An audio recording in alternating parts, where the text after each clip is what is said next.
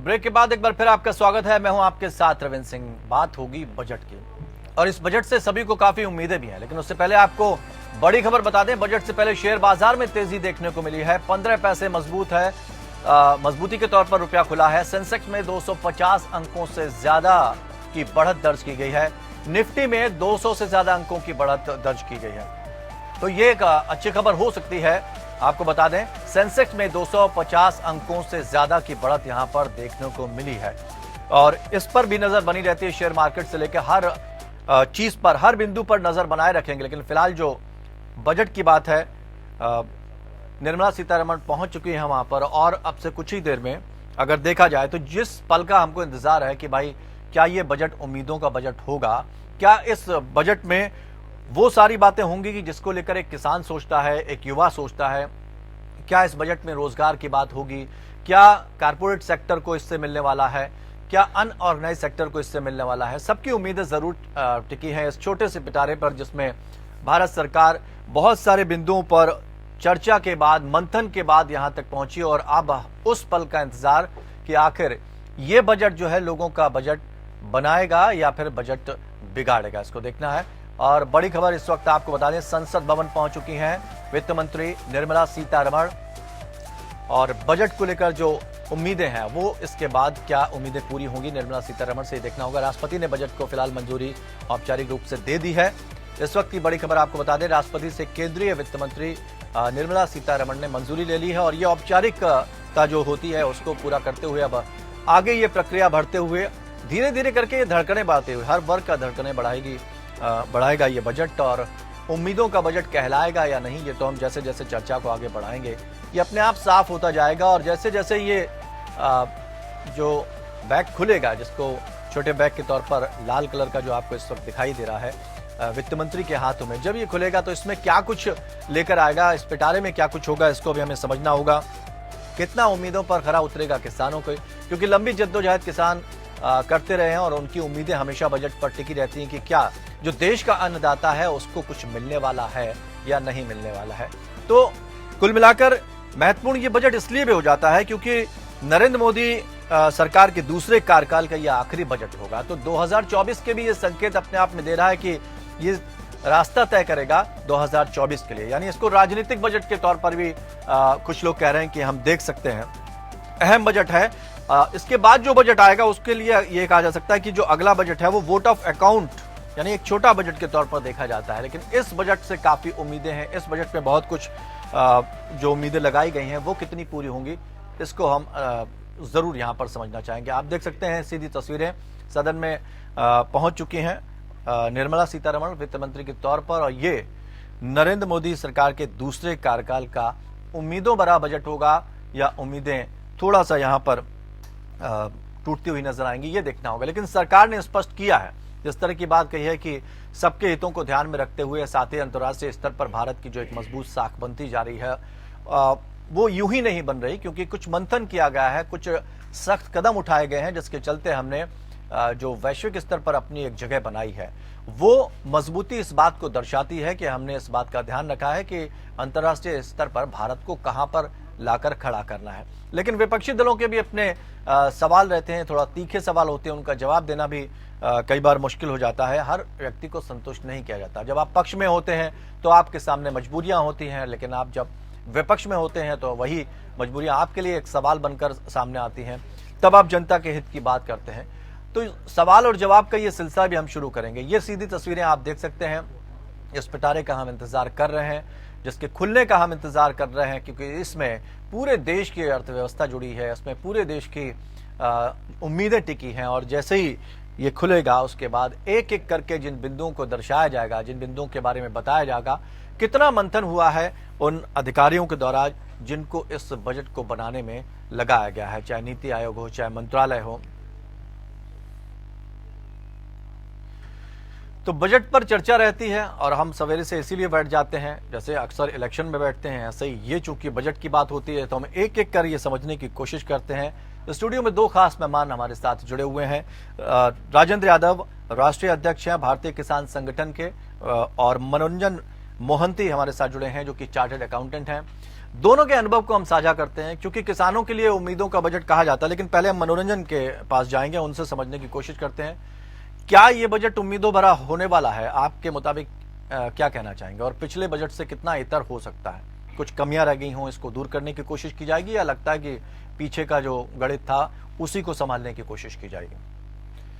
पहले तो हमें ये समझना पड़ेगा कि ये बजट होता कैसे है। अगर एक आम आदमी को समझने के लिए हो कि बजट क्या है, बजट जैसे घर पे भी हम अपना बजट बनाते हैं, जो हमारे पास अवेलेबल रिसोर्सेज होता है वो उसके हिसाब से हम बजट बनाते हैं कि हमें घर कैसे चलाना है। तो ऐसे ही सेंट्रल गवर्नमेंट और यूनियन बजट वो बनाता है कि हम कितना रेवेन्यू हमारा आएगा, कहाँ से आएगा, और इसको हम कितने वाइजली खर्चा कर सके, एक्सपेंडिचर कर सके डिफरेंट हेड में, कि हमारा जो कांस्टेंट इकोनॉमिक ग्रोथ है कंपनी का वो हो, और जो भी हमारा 140 करोड़ की आबादी है और उनका ओवरऑल हमारा जीडीपी ग्रो करे और ओवरऑल इनको इकोनॉमिक ग्रोथ हो। और एट द सेम टाइम हम वो भी देखते हैं कि इसका वर्ल्ड वाइड भी हमारा इम्पैक्ट कितना पड़ता है हमारे इंडिया के ऊपर, और इंडिया की एक्टिविटी के लिए other part of the world में कैसे इम्पैक्ट होता है। तो इसीलिए तो जब भी यूनियन बजट अगर हम देखें, लास्ट ये 5th बजट है निर्मला सीतारमण जी की, और ये इसीलिए इम्पोर्टेंट है आज की डेट में क्योंकि एक तो ये इलेक्शन 24 का है, दूसरा G20 का अभी प्रेसिडेंसी है, तो जिसकी वजह से ये पूरा का पूरा बजट के ऊपर पूरा वर्ल्ड का नजर है कि इसके क्या होगा। अगर हम कंपेयर करें लास्ट ईयर बजट के साथ, तो लास्ट ईयर बजट अगर हम देखें, हमारा इकोनॉमिक ग्रोथ अफेक्टेड बाय तो आपका कोविड-19, फिर हमारा उसके साथ साथ यूक्रेन वॉर, फिर उसके बाद अमेरिकन सेंट्रल बैंक का जो स्ट्रिंजेंट मॉनेटरी पॉलिसी, तो वो जिसको अफेक्ट किया है इंडिया को, तो हमारा इकोनॉमिक ग्रोथ को कहीं ना कहीं वो अफेक्ट कर रहा है। तो इसीलिए हम उम्मीद करते हैं कि इलेक्शन को नजर रखते हुए एक पॉलिटिकल पार्टी अपना भी कुछ ना कुछ देखती है, तो आम आदमी की उम्मीदें बहुत जुड़ती है। तो पॉलिटिकल बजट तक ही ये सीमित रहेगा कि लोक लुभावन वादे किए जा सकते हैं यहाँ पर, पीछे से या फिर ये जैसे इससे उम्मीदें बनेंगी हमारी, जैसे देखते आए हैं, तो ये पॉलिटिकली ज्यादा मोटिवेटेड नहीं रहेगा, क्योंकि मोदी गवर्नमेंट का एक खासियत ये है कि वो जैसे ग्रोथ ओरिएंटेड होता है। पॉलिटिकल मोटिव तो रहेगा लेकिन ग्रोथ ओरिएंटेड ज्यादा रहेगा, और उसके बेसिस पे जो अफेक्ट हमारा लास्ट 3 साल से हमें अफेक्ट किया हुआ है, तो इसको सुधारने के लिए ये भी एक अच्छा मौका है। लेकिन अगर ग्रोथ ओरिएंटेड कहेंगे तो जिस तरह से विनिवेश की जब हम बात करते हैं, तो जो एक टारगेट रखा गया था वो तो हम अचीव नहीं कर पाए, उससे तो अभी काफी पीछे हैं। हाँ, वो पीछे, तो ऐसे में कैसे कह सकते हैं कि ग्रोथ ओरिएंटेड? पीछे इसीलिए रहता है क्योंकि कोई भी हम जो भी अनुमान लगाते हैं या जो भी आकलन करते हैं, कोई जरूरी नहीं है कि वो आपको पूरा का पूरा अचीवमेंट मिले, लेकिन अगर ओवरऑल आप देखें तो मैक्सिमम चीज में आप अचीवमेंट करते हैं, कुछ चीजें रह जाता है जिसको वो अभी हम उम्मीद करते हैं कि इस बजट में ऐसे बजट हो जो आम आदमी की पॉकेट का भी ध्यान रखा जाए, और जो ओवरऑल इकोनॉमिक ग्रोथ के लिए जो है, चाहे प्राइवेट इन्वेस्टमेंट हो, चाहे FDI हो, चाहे आपका किसी भी कोई भी सेक्टर का ले लीजिए, तो जिसके ऊपर अभी जैसे गति शक्ति हो, प्राइम मिनिस्टर गति शक्ति हो, या कोई भी योजना आ रहा है, तो उसके ऊपर ज्यादा स्ट्रेस दे के थोड़ा सा अगर इसको ध्यान दिया जाए, तो हमें 2024 में हमारा जो इन्फ्लेशन की रेट हमारा रहना चाहिए, ग्रोथ रेट GDP रहना चाहिए, तो वो हम इसको मेंटेन करें और कोशिश करें। अगर आप PM गति शक्ति की बात करते हैं तो 7 स्तंभों को भी हमें ध्यान रखना होगा, क्योंकि हम रोड की भी बात करेंगे, हम ट्रांसपोर्टेशन में अगर हम जल का जो ट्रांसपोर्ट है उसकी भी बात करेंगे, बाकी जो रेल की हम बात करेंगे, तमाम तरह की हमें बातें करनी है। क्या उस सेक्टर में हम आगे बढ़ पाए या नहीं? फिलहाल हम चलते हैं अब राजेंद्र के पास, वो भी इंतजार कर रहे हैं अपनी बारी का। राजेंद्र, कितनी उम्मीदें हैं इस बजट से, और क्या लगता है कि क्या पिछला जो है पूरा नहीं कर पाई सरकार, जो शायद आपको उम्मीद है कि इस बजट में पूरा हो जाए? देखिए, किसान क्या है, किसान देख रहा है, क्योंकि माननीय प्रधानमंत्री जी ने कहा था कि 2022 में किसान की आय दुगनी हो जाएगी, तो हो सकता है कि पिछला साल कहीं ना कहीं ये लोग भूल गए हों, तो इस साल कुछ ऐसा नया लिया है जिससे किसान की आय दुगनी हो जाए। क्योंकि किसान के साथ साथ अगर हम बात करें मध्यम वर्ग की बात करने लगे या आम आदमी की बात करने लगे, तो उसकी हमने देखा है पिछले कुछ सालों में देखा है कि उसकी जो थाली है वो बिल्कुल सुकड़ी हुई है।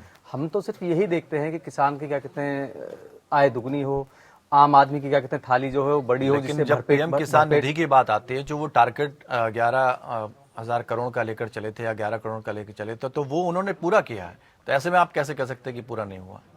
कुछ चीजें हो सकती हैं। सम्मान निधि एक अलग की बात है, मैं आपसे कह रहा हूँ कि सम्मान निधि एक अलग की बात है, और सम्मान निधि के अगर अंदर जाना चाहेंगे तो उसमें भी बहुत सारे झोल हैं जो आपको देखने के लिए मिलेंगे। अभी आपको मैं बता देता हूँ, उत्तर प्रदेश में, कर्नाटक में बहुत सारे किसानों को जिनको सम्मान निधि मिल रही है, उनको नोटिस भेज दिए गए कि भैया आप क्या कहते हैं इनको वापस दे दीजिएगा।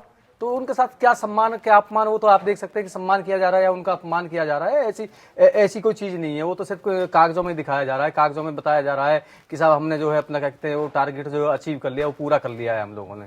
आपको पूरा करना है तो आप एमएसपी की बात करिए, किसानों की बात करिए। आप क्या कहते हैं 2022 में किसान की आय दुगनी करने की बात करते हैं, 2022 में क्या कहते हैं किसानों की आय दुगनी करिएगा। आप सम्मान निधि में क्यों उलझाते हो? सम्मान निधि में तो उलझाने वाली बात है। सिर्फ नजर यही है कि देश के किसान के लिए आप क्या लाते हैं। आप पिछली बार जो लाए थे, आप कि किसान कल्याण क्या कहते हैं निधि लाएंगे, हम क्या कहते हैं सहकारिता विभाग में क्या कहते हैं किसानों की क्या कहते हैं के लिए बहुत सारे वो लाएंगे। पशुपालन और डेयरी की बात करी थी उन्होंने कि बहुत सारा बजट हम बना के लाए हैं, लेकिन वो इम्प्लीमेंट नहीं कर पाए। बात आती है इम्प्लीमेंट कहाँ कर पाए। आप लाए थे करीब क्या कहते हैं मत्स्य के लिए लेकर आए थे, आपने बहुत सारी बताई थी कि हम लोग क्या कहते हैं वो चलाएंगे जहाजों से क्या कहते हैं मछली को एक जगह से दूसरी जगह की बात करेंगे, लेकिन कोई भी चीज ऐसी नहीं धरातल पर लेकर आए जिससे किसान को लगे कि हाँ वाकई में ये बजट जो था ये हमारे लिए था, इसमें किसान का क्या कहते हैं भला हो। ऐसी कोई चीज थी नहीं। ठीक है, आप आते हैं, आप बजट पढ़ के चले जाते हैं, लेकिन किसान को मिलता क्या है? किसान को मिलता ही नहीं है कुछ भी। ठीक है, तो किसान तो आज भी देख रहा है। ठीक है, आरएम जोशी साहब भी जुड़ गए हैं अर्थशास्त्री के तौर पर हमारे साथ, उनके भी अनुभव को हम समझ लेते हैं। जोशी साहब, अक्सर चूंकि अभी हम किसान नेता से भी बात कर रहे थे, राजेंद्र हमारे साथ जुड़े हुए और इसके साथ ही मनोरंजन मोहंती चार्टर्ड अकाउंटेंट के तौर पर हमारे साथ जुड़े हुए, उनके भी अनुभव हम साझा कर रहे हैं। आपसे हम एक बात समझना चाहेंगे, सरकार जिस तरह की बातें करती है बजट में, वो ये कह देती है किसान पीएम किसान निधि की भी बात कर रही है, उसमें एक लक्ष्य को प्राप्त करने की तो बात कर रही है, लेकिन उसके पीछे की सच्चाई जो है राजेंद्र कह रहे हैं थोड़ा सा अलग होती है। कभी नोटिस जारी कर दिया जाता है या जो योजना चलाई जाती है उसका फायदा उन तक नहीं पहुंच पाता। तो इसको आप सरकार का दोष मानेंगे या असल में जहां पर कार्रवाई की जा रही है, काम की जा रही है, या फिर हमें राजीव गांधी का वो बयान याद आता है जिसमें कि 10 पैसे तक ही नीचे पहुंच पाते हैं? क्या कमी नजर आती है? इसका कारण क्या हो सकता है? थैंक यू सो मच मुझे बुलाने के लिए जी। और सबसे इम्पोर्टेंट ये है कि मतलब दिस हैज नेवर हैपेंड। जी, चलिए फोन उनका कट गया है। अब आपसे भी ये समझना चाहेंगे, जैसे कि अभी राजेंद्र ने बात करी कि हम दिखाते कुछ हैं, लेकिन असल में जो योजना तैयार की गई है सरकार के द्वारा उसका फायदा उन तक नहीं पहुंच रहा, या कुछ किसान तक तो पहुंचा, उसके बाद सारे के सारे इंतजार करते रह जाते हैं, उनको नोटिस जारी कर दिया जाता है। तो ये भी एक अपने आप में सच्चाई है जो सामने नहीं आ पाती है अक्सर। इससे निपटने के लिए क्या किया जाएगा? ये तो परंपरा चली आ रही है करप्शन की। दो तरीके से हम देखेंगे। हाँ। एक तो है कि हमने कोई भी प्लानिंग किया, किसी भी स्कीम को हमने लॉन्च किया, लेकिन ये इम्प्लीमेंट हुआ या नहीं हुआ।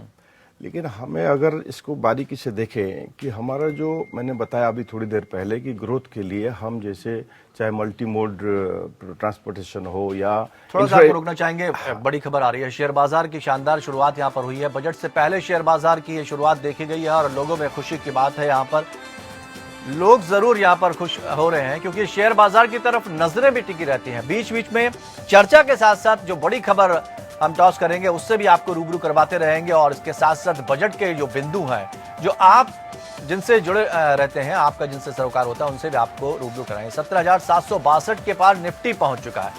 ये एक खास वजह भी हो सकती है इसको लेकर, और अब ये देखना है कि क्या इस जो शेयर मार्केट में जो उछाल आ रहा है उसके तहत क्या हम ये माने कि हम अच्छे बजट की उम्मीद कर सकते हैं, या सिर्फ ये एक उम्मीद भरी ही रह पाती है।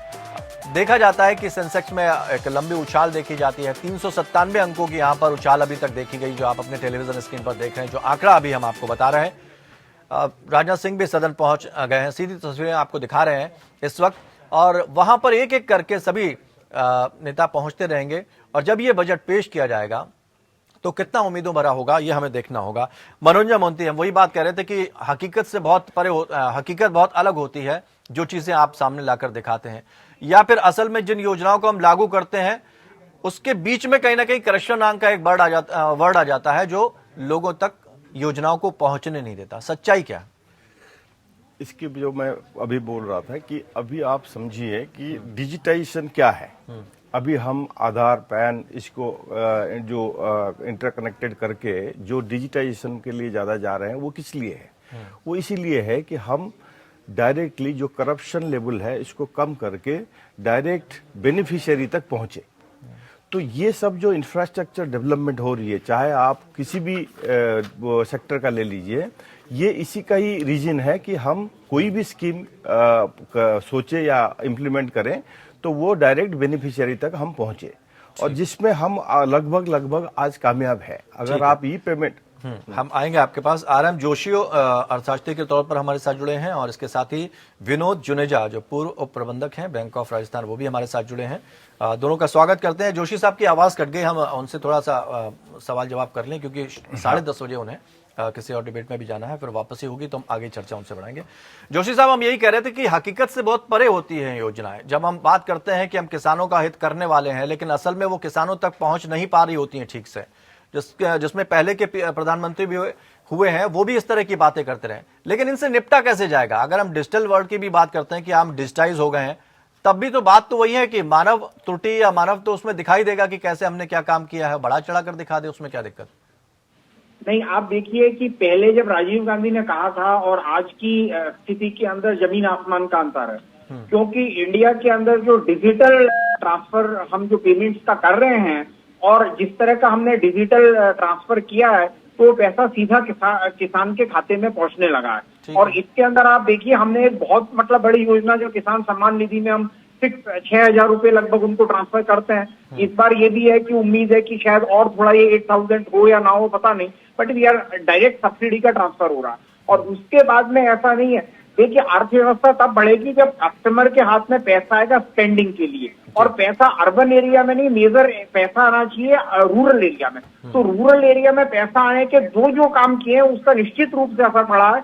एक तो किसानों को जो पैसा दिया जा रहा है डायरेक्ट मनी ट्रांसफर, और आजकल क्या है कि आप देखिए कि मोबाइल और बैंक खाता और आधार तीनों के लिंक करने से ये जो बीच में सीपेज था ये लगभग खत्म सा हो गया है। उसके अलावा जो हिंदुस्तान में एक बहुत बड़ी जो काम हमने किया है which is appreciated across the whole world is हम 80 करोड़ लोगों को 2 साल और अब 3 साल मतलब हम कंसिस्टेंटली उनको अनाज दे रहे हैं। तो हिंदुस्तान की जो सबसे वल्नरेबल पॉपुलेशन थी उसको हमने अनाज दिया है, और India has prevented crores of people। नहीं, यहाँ थोड़ा सा जोशी जी हम समझना चाहेंगे, सवाल ये खड़े हो रहे हैं कि ऑर्गेनाइज सेक्टर तक तो पैसा पहुंच रहा है लेकिन अनऑर्गेनाइज सेक्टर तक तो पैसा नहीं पहुंच रहा है। 94% अनऑर्गेनाइज्ड है और 6% जो है वो ऑर्गेनाइज सेक्टर के लोग हैं। 6% तक तो बेशुमार पैसा पहुंच रहा है लेकिन बाकी जो 94% है उन तक पैसा पहुंच ही नहीं पा रहा, जिस वजह से हमें दिक्कतें आ रही हैं। हाँ, नहीं वो थोड़ी सी बात है, और उसके लिए पता अल्टीमेटली ये है कि ये इस पैसे के अंदर ये जो भी सरकार की स्कीम्स हैं, क्योंकि इसमें देयर इज अ पॉसिबिलिटी कि जिस फार्मर के नाम पे नहीं है, किसान के नाम पे नहीं है, वो प्रॉब्लम है। तो अल्टीमेटली मुझे ऐसा लगता है कि ये सब्सिडी की जगह हमको फार्मर्स को खुद को खड़ा करना पड़ेगा कि वेयर इन वो अपनी इनकम कमा सकें। तो उसके लिए जो एफपीओ वाला कंसेप्ट है बड़ा जबरदस्त है। आप एफपीओ के माध्यम से देखिए, जैसे डेयरी के क्षेत्र में देखिए कि इंडिया जो है is the world largest producer of milk. हमारा शेयर दुनिया के मिल्क प्रोडक्शन में लगभग 25% का है। इसके अंदर न तो कोई एमएसपी है डेयरी के अंदर है और न कोई सब्सिडी है, बट इसके अंदर क्या फार्मर्स ऑर्गेनाइजेशन इस तरह का एक इंफ्रास्ट्रक्चर खड़ा हुआ है कि जहां पे वो पैसा सीधा फार्मर के पास पहुंचता है। तो हमारा एफपीओ का सिस्टम ऐसा है जो फार्मर्स का एम्पावरमेंट एंड 10,000 का ऑलरेडी हमारा टारगेट था विच विल ऑल्सो इंक्रीज। तो मुझे ऐसा लगता है कि इससे ये पैसा पहुंचेगा। अच्छा, ये कोई बजट में कोई एक योजना नहीं होती है, पैसा पहुंच रहा है या नहीं पहुंच रहा है, implementation is another part, but budget is basically the income and expenditure. उस एक्सपेंडिचर को कैसे किया जाए, तो ये क्या बहुत ज्यादा फाइनेंस मिनिस्टर के हाथ में नहीं है, लेकिन फिर भी मुझे ऐसा लगता है कि रेवेन्यू का बहुत अच्छा बढ़ा है पूरी दुनिया के अंदर। जहां पे अगर आप कंपेयर करोगे कि ब्रिटेन के अंदर जो ग्रोथ है वो 0.6 भी नहीं आ रही है नेक्स्ट इसमें 2022, 23 एंड 23-24 में। इंडिया के अंदर 6.1% की ग्रोथ आ रही है। इन्फ्लेशन महंगाई की अगर बात की जाए तो ब्रिटेन में महंगाई 25-30% है, अमेरिका में महंगाई जहां 1%, 0% रहती थी वहां 7% है, तो हिंदुस्तान की 6 से कम है। मुझे ऐसा लगता है कि अगर पूरी ग्लोबल एनवायरमेंट में अगर आप देखेंगे भारत की स्थिति को, तो हमारी स्थिति बहुत ही बेहतरीन है। और हमने गरीब कल्याण के लिए जो काम किया है वो पूरे मल्टीलेटरल ऑर्गेनाइजेशन, वो लेकिन सवाल तो तब खड़े हो जाते हैं ना जोशी जी, जब किसान से सस्ते दामों में चीजें खरीद ली जाती हैं, लेकिन जो प्राइवेट कंपनियां हैं उसी चीज को फिर महंगे दामों में बेचती हैं, तो उसकी दिक्कत तो वहीं की वहीं रही।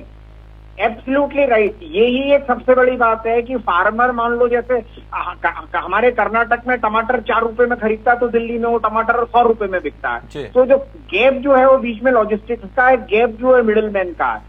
अब अच्छा no middle man sometimes is very important माल को पहुंचाने के लिए, लेकिन इसके लिए 2 चीजों पे सरकार को ध्यान देने की जरूरत है। एक तो मार्केटिंग इंफ्रास्ट्रक्चर, तो हमको हमारा एपीएमसी का जो मार्केटिंग इंफ्रास्ट्रक्चर है और वो लगभग जो है ना कुड नॉट बी अपडेटेड, तो उसको हमको इम्पोर्टेंट करना है। और हमारे फार्मर्स को तो पता है कि प्रोडक्ट कैसे मतलब खेती कैसे करनी है, लेकिन इम्पोर्टेंट ये कि फार्मर को ये पता होना चाहिए कि उसको जिस सब्जी के 4 रुपए मिल रहे हैं उसको 40 रुपए मिलने लगे बाजार के। तो आप देखिए इसमें एक बहुत ही आप डेयरी से देख सकते हैं कि डेयरी इंडस्ट्री के अंदर कस्टमर जो प्राइस पे करता है उसका 70% फार्मर को जाता है, लेकिन ये एग्रीकल्चर में नहीं है। एग्रीकल्चर में कस्टमर अगर 100 रुपए देता है तो फार्मर को 10 रुपए से ज्यादा नहीं जाता है। तो 10 टाइम्स का जो है इसमें लॉजिस्टिक्स की भी प्रॉब्लम है, सप्लाई चेन की भी प्रॉब्लम है। तो मुझे लगता है कि सरकार को मार्केटिंग इंफ्रास्ट्रक्चर के ऊपर ज्यादा ध्यान देना होगा, मार्केटिंग के ऊपर ज्यादा पैसे और more than that marketing information system. तो आप जैसे अमेरिका में देखिए कि यूएस एग्रीकल्चर डिपार्टमेंट है, यूएसडीए, तो वो फार्मर्स को पूरी इंफॉर्मेशन देता है। हमने भी वो कोशिश की है, लेकिन मुझे लगता है कि एग्रीकल्चर दूसरी एक और बात है, एग्रीकल्चर स्टेट का लेकिन मार्केटिंग की भी जब बात करेंगे तो वो भी तो फायदा वहां सरकारी तक जा रहा है, किसान तक कैसे पहुंचेगा? सवाल तो ये है कि किसान तक भी सीढ़ी पहुंचनी चाहिए। खैर विनोद जुनेजा जी भी हमारे साथ जुड़े हुए हैं, उनसे भी हम एक सवाल ले लेते हैं और आगे बढ़ाते हैं इस चर्चा को। विनोद जी, आप किस तरह से देख रहे हैं, क्योंकि हर सेक्टर को एक उम्मीद होती है, आपको लगता है कि ये उम्मीदों भरा है या रहेगा? देखिए बजट जो अभी चंद मिनट्स में आने वाला है, हम लोग ये मेरी निजी राय भी है और जिन लोगों से मुंबई शहर में चाहे वो स्टॉक, आज देखिए स्टॉक मार्केट बड़ा अच्छा खुल रहा है। ऑलमोस्ट उम्मीद है लोगों को कि जब बजट की और कंडीशन आएगी ये 400 और 500 के बीच में उछाल आएगा शेयर बाजार में, रुपए की मजबूती हो गई। आज क्या रिजर्व बैंक ने इंटरव्यू नहीं किया, पर reserve bank as compare to dollar 10 से 15 पैसे की मजबूती होगी। अदरवाइज पिछले कुछ दिनों में रुपी हमेशा वीक हो रहा था, स्टॉक मार्केट नीचे गिर रही थी, पर लोगों के अंदर उम्मीद है, उम्मीद होनी भी चाहिए। ये बजट फर्स्ट टाइम जो कोविड के 2 साल निकले, पिछले कोविड में चले गए, पिछले 1 साल से यूक्रेन वार चल रही है। आज फरवरी हो गया और फरवरी में पहली फरवरी और फरवरी में यूक्रेन और रशिया की वार हुई। आज वार को भी तो पिछले 5 साल के, ये आज 10वां साल है मोदी जी का और सीतारामन जी का 5वां बजट है। इस 5वें बजट के अंदर आपको ख्याल ध्यान देना पड़ेगा, 2 साल कोविड और 1 साल वॉर, 3 साल तो निकल गए, 1 साल ही मिला और 1 साल ही आखिरी साल है।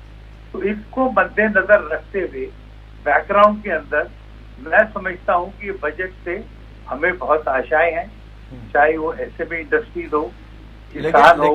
लेकिन जुनैद साहब, ये भी तो हमें देखना होगा, क्योंकि विपक्षी दल भी यही कहते हैं कि हम क्या पड़ोसी देशों की तरफ ही देखते रहेंगे, या फिर जो देश हमसे आगे थे, जिनसे हम आगे चल रहे थे, अब हम उनसे पीछे हो गए हैं ग्रोथ रेट में कहीं ना कहीं। तो हमें उन चीजों को भी तो देखना होगा। किसी की लड़ाई नहीं, हम सिर्फ दूसरे देशों के साथ ऐसा नहीं हुआ, हम ऐसे हैं, इसको देखकर कब तक काम चलाएंगे? मैन्युफैक्चरिंग सेक्टर में हम लोग बहुत अच्छे चल रहे हैं और आगे भी चलते रहेंगे। 2 इकोनॉमी हमसे ज्यादा है अभी आगे, एक है जापान और एक जर्मनी। और जिस तरह प्रेडिक्शन है 2025 के बाद हम जापान और जर्मनी को भी पीछे, चाइना इकोनॉमी हमसे ज्यादा रहेगी और अभी आने वाले 10 सालों के अंदर जिस तरह प्रेडिक्शन है चाइना रहेगी। पर जहां तक बजट के मेन मुद्दे पे मैं दोबारा आऊं आपके बेसिक सवाल के ऊपर, बजट से लोगों को उम्मीदें अच्छी होनी चाहिए। इस बजट के अंदर इंफ्रास्ट्रक्चर के ऊपर पैसा लगना चाहिए। महंगाई एक चीज है, चाहे आप व्यापारी हो, चाहे आप गृहिणी हो, चाहे आप किसान हो, एसएमई हो, महंगाई की मार सबको, कितने गाने बने हैं ऐसे जिसमें महंगाई ने कमर तोड़ दी, मार दी। जो डेफिसिट होता है गवर्नमेंट के रेवेन्यू के अंदर और गवर्नमेंट के एक्सपेंडिचर के अंदर। लेकिन ये जो वाक्य है ना, ये तो मिडिल क्लास फैमिलीज के लिए इस्तेमाल किया जाता है कि महंगाई ने कमर तोड़ दी।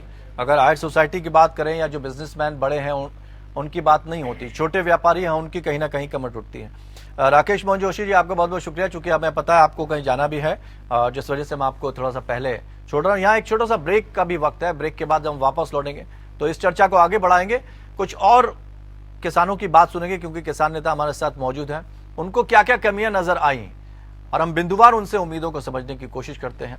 और साथ ही हमारे साथ मनोरंजन मोहंती भी हैं, उनसे भी हम चर्चा को आगे बढ़ाएंगे। एक छोटा सा ब्रेक लेंगे, जल्द लौटेंगे।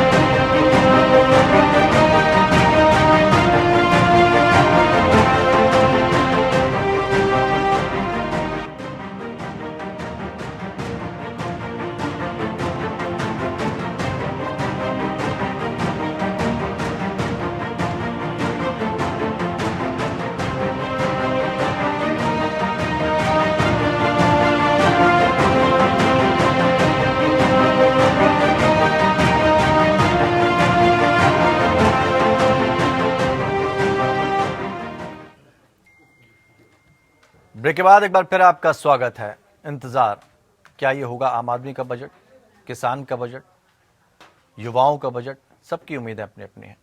ब्रेक के बाद आपका स्वागत करते हैं और हमारे साथ हमारी सहयोगी रेशु भी हैं और सारे खास मेहमान जुड़े हैं। लेकिन उससे पहले हम आपको जरा बड़ी खबर बता देते हैं जो इस बीच आ रही है। कैबिनेट की जो बैठक है शुरू हो चुकी है। आपको बता दें पीएम की अध्यक्षता में ये बैठक चल रही है। बैठक में बजट पर अब मोहर लगेगी। औपचारिक अनुमति लेने के बाद राष्ट्रपति से अब यहाँ पर कैबिनेट की बैठक हो रही है और इस बैठक की अध्यक्षता कर रहे हैं प्रधानमंत्री नरेंद्र मोदी। और इस बैठक के बाद बजट पर मोहर लग जाएगी और ये बजट पेश किया जाएगा। और रेशु, हम लोग यही चर्चा कर रहे हैं लगातार कि किस तरह का बजट है, क्या बजट में होना चाहिए, महिलाओं के लिए क्या है, क्योंकि अगर घर की बात करें तो महिलाओं को ही सारा बजट देखना पड़ता है। तो बड़ी खबर से हम आप आते हैं, आगे चर्चा को बढ़ाते हैं क्योंकि हमारे सही साथ आपने रविंद्र कहा, क्योंकि अगर बजट को लेकर बात की जाए तो सिर्फ आज देश की ही नहीं, कह सकते हैं कि पूरे विश्व की जो नजरें हैं वो भारत पर टिकी हुई हैं। बजट तो आज आ जाएगा। आम लोगों को, आम जनता की अगर बात की जाए तो आम लोगों को बहुत ज्यादा बजट तो समझ में नहीं आता है। बस उनको ये समझ में आता है कि हमें राहत मिलनी चाहिए, जो महंगाई बढ़ रही है उस महंगाई पर, बिल्कुल अपने मतलब की जो बात है वो यहाँ पर समझ में आती है। लेकिन तमाम एक्सपर्ट क्योंकि हमारे साथ पैनल में जुड़े हुए हैं। मनोरंजन जी, आपने आर्थिक सर्वेक्षण देखा होगा। वित्त मंत्री ने कहा कि सभी की उम्मीद पर बजट खरा उतरेगा। इसे किस तरह से कार्य किया जा सकता है? आप जवाब दें इससे पहले मैं जरा एक अपडेट दे दूं। भारती पांडे अर्थशास्त्री के तौर पर भी हमारे साथ जुड़ी हुई हैं इस चर्चा में और जैसे ही आप सवाल गान करेंगे हम उनके पास पहुंचेंगे, उनसे भी जवाब लेंगे।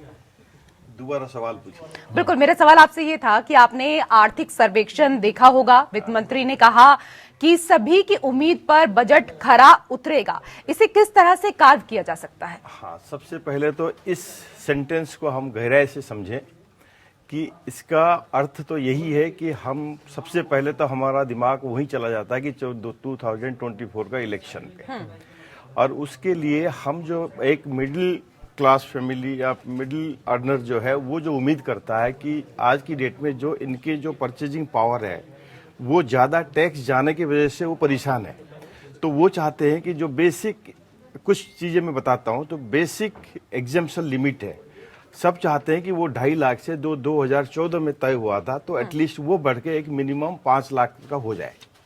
सबसे पहला तो यही है। दूसरा, जो हमारा बीच में एक ओल्ड रेजिम और न्यू रेजिम था, उस दोनों के बीच जो अगर अंतर देखें, जो इनिशियल बेसिक एग्जेम्पशन लिमिट है वो जो 5 लाख तक कमाता है तो ओल्ड रेजिम में कोई टैक्स देना नहीं पड़ता, लेकिन न्यू रेजिम में इसको टैक्स देना पड़ता है। तो इसीलिए तो इसके जो डिफरेंस है वो सोचते हैं कि इसको गवर्नमेंट कहीं ना कहीं इस बजट में इनको राहत मिले। और इसके अलावा अगर हम कॉर्पोरेट सेक्टर को देखें, कॉर्पोरेट सेक्टर की भी उम्मीदें ज़्यादा है कि ये जो कॉर्पोरेट टैक्स जो है वो कम हो। अगर हम किसानों की तरफ जाएं, वो चाहते हैं कि हमारा लोन वेवर की कोई स्कीम आए, और या हमें कोई ज़्यादा से ज़्यादा जो भी स्कीम इनके लिए ज़्यादा इम्प्लीमेंट हो तो इनको ज़्यादा बेनिफिट मिले। और ऐसे ही हर सेक्टर की उम्मीदें लगी हुई है। तो गवर्नमेंट को एक बैलेंस्ड बजट लाना है, जिसमें ना कि हमारा इकोनॉमिक ग्रोथ, ना कि हमारा वर्ल्ड में हमारा इंडिया का पोजीशन, ना सारे कुछ देखते हुए एक अच्छा सा बजट लाने की इनका जो पेशकश है, वो इसका मतलब यही है। बिल्कुल, भारती पांडे भी हमारे साथ जुड़ी हैं अर्थशास्त्री के तौर पर, क्योंकि हम तस्वीरें जो देख रहे थे बजट की कॉपी एक अंदर ले जाते हुए, और वहां पर जाकर बातें होंगी, सारी चर्चा होगी कि किस तरह से बिंदुओं को रखा जाए वहां पर। भारती पांडे जी, आपको क्या लगता है कि क्या इतना आसान होगा बैलेंस रखना? क्योंकि चुनौतियां कई हैं, कोविड की चुनौती रही, और रूस यूक्रेन की चुनौती की हम बात करते हैं, आर्थिक मंदी की बात करते हैं पूरी दुनिया में। ऐसे में इतना आसान होगा? और अगर नहीं होगा तो फिर हमारी जो आम आदमी की उम्मीदें हैं वो तो वहीं की वहीं रह जाएंगी।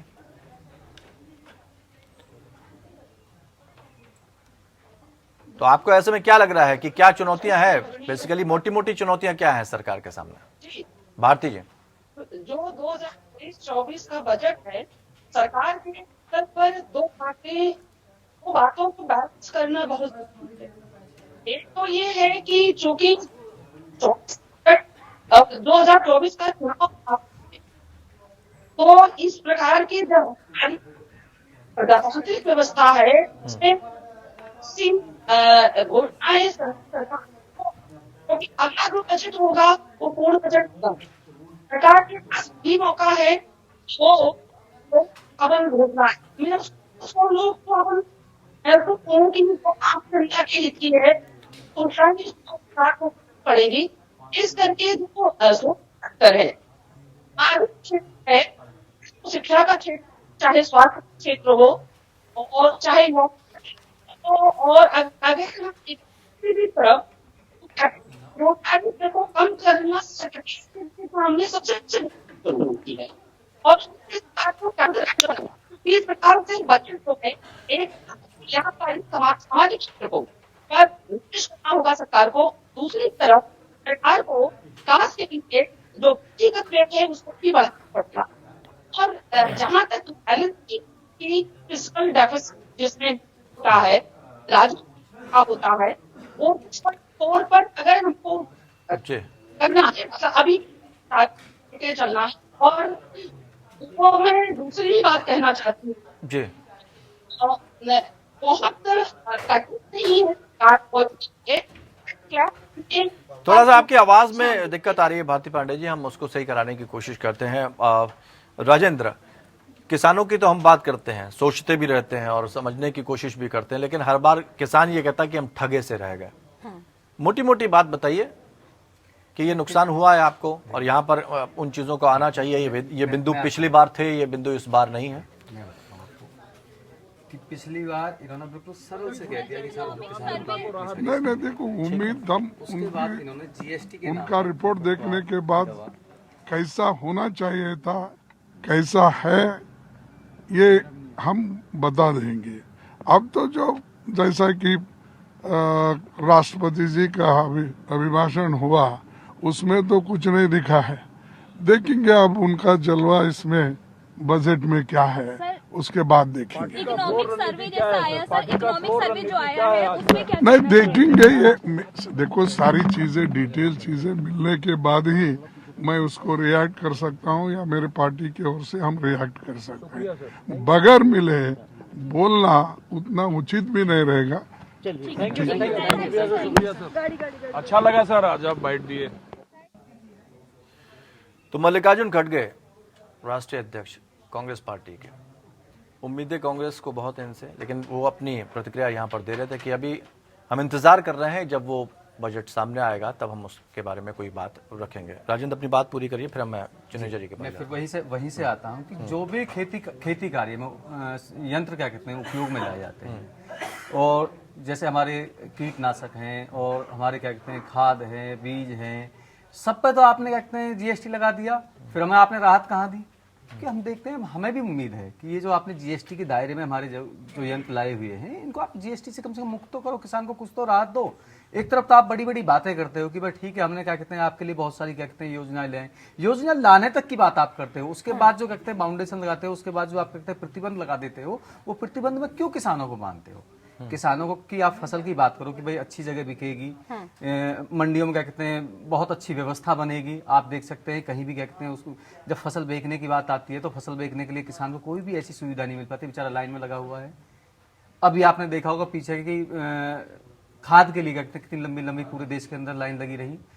आप दिखाते हो, सपना दिखाते हो कि साहब हम ये लेकर आए, लेकिन वो सपना सिर्फ क्या कहते हैं 2 दिन रह जाता है, बजट पर चर्चा होती है, बजट पेश कर दिया, तालियां बजती है, फिर किसान बेचारा अपना खेत में काम। ठीक है, मतलब कुल मिलाकर आपका कहना है कि पिछली बार कुछ नहीं मिला रविंद्र, लेकिन किसानों को इस बार उनके अच्छे दिन इस बजट में आएंगे या नहीं आएंगे, ये यहाँ पर देखने वाली बात होगी जब बजट पेश हो जाएगा। तो उनका कहना भी यह है कि मतलब धोखे में ना रखा जाए, कथनी करने में थोड़ा सा अंतर हो जाता है। जीएसटी के दायरे से तो हम लोगों को बाहर निकाल दो, कम से कम हमारे खाद बीजों को तो। ठीक है, तमाम एक्सपर्ट हमारे साथ जुड़े हुए हैं, जुनेजा भी हमारे साथ जुड़े हुए हैं। जुनेजा जी, एमएसएमई क्षेत्र के लिए ऋण में तेज वृद्धि दर्ज की गई है, यह बैंकिंग व व्यवसाय के भविष्य को कैसे रेखांकित करता है?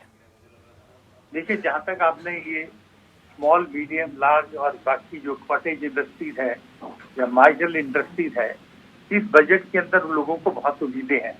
अभी भी बैंक रेट और बैंकों का ऋण और लोन जो इनको दिया जाता है वो बहुत फायदेमंद नहीं है, उसके अंदर लोगों को तकलीफ हो रही है।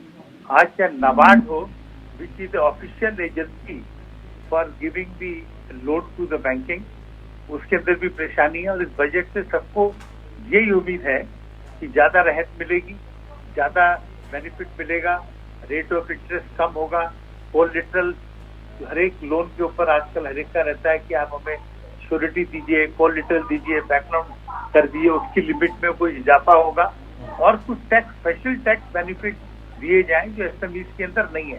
जिस तरह आज एसएमईज की पेमेंट अगर किसी बड़ी कंपनी में फंस जाती है 90 दिन से ज्यादा या 30 दिन से ऊपर, तो उनको ब्याज नहीं मिलता। तो मेरी यही दरखास्त है, इस बजट के अंदर एफएम के माध्यम से, एफएम के माध्यम से कुछ बड़ी इंडस्ट्री के ऊपर ये प्रेशर होगा कि आप पेमेंट जिस तरह जीएसटी की करते हैं या आप टीडीएस की पेमेंट करते हैं, इसी तरह compulsory payment small scale industry एक बैंक से उधार लेता है, ऋण लेता है, वो आपका फाइनेंसर नहीं है। आज एसएमई वाला is not a finance to big industry, his job is to make the goods available, बनाए, मैन्युफैक्चर करे और आपको दे, और विद इन 30 डेज पीरियड के अंदर आप मेहरबानी करके उसकी पेमेंट दे दीजिए। पर प्रैक्टिकली आप देखिए कभी नहीं होता पेमेंट उनकी। आज जितनी इंडस्ट्रीज एसएमई थिक हो रही है, उसके पीछे बड़ा इंडस्ट्रीज का हाथ है, चाहे वो पब्लिक सेक्टर की हो, चाहे स्टेट गवर्नमेंट की हो। लेकिन विनोद जी, चूंकि इन्होंने एमएसएमई सेक्टर की बात की है, उसकी मजबूती के लिए सरकार बात तो करती है, लेकिन जितना पैसा उसको मिलना चाहिए, जितना फंड रिलीज होना चाहिए, उसको उतना नहीं मिल पाता। इस बात से क्या इनकार करेंगे आप? तो ऐसे में हम कैसे उसकी मजबूती की बात कर सकते हैं? देखिए, जहाँ तक गवर्नमेंट का बजट है, चाहे वो नबार्ड को दे, चाहे वो सिडबी को दे जो small scale industry development bank है, या इंडिविजुअल बैंक को दे, क्योंकि जो फाइनेंस होती है आज एसएमई की, नबार्ड को जो है, नबार्ड भी और SIDBI basically refinancing institution, main इनकी लैंडिंग होती है प्राइवेट सेक्टर बैंक की, कोऑपरेटिव बैंक से या बाकी बैंक, और एनबीएफसी से। एनबीएफसी को भी कुछ पोर्शन आजकल एसएमई को देना पड़ता है। तो जब तक इनके अंदर गवर्नमेंट की तरफ से या इस बजट की माध्यम से कुछ स्पेशल इंसेंटिव दिए जाएंगे, मुझे नहीं लगता कि आज by and large SME sector is not very happy.